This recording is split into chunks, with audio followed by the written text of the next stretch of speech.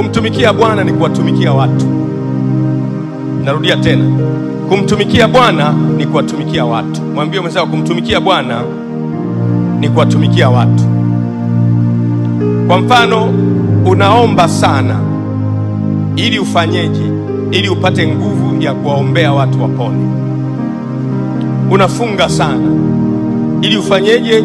Ili upate nguvu ya kuhubiri watu watoke dhambini. Unaomba sana ili weje?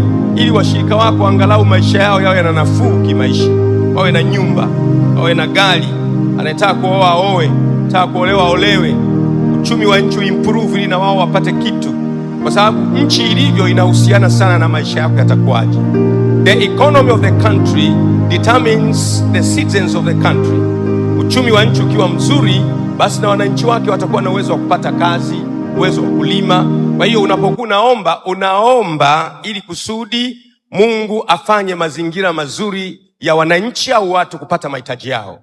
Kwa hiyo mtumishi wa Mungu ni kuwatumikia watu, na ndiyo maana hata utumishi wa serikali, mkuu wa mkoa ni mtumishi wa Mungu kwa ajili ya watu, rais ni mtumishi wa Mungu kwa ajili ya watu, na mtumishi wa Mungu anaweza kuadhibiwa na Mungu.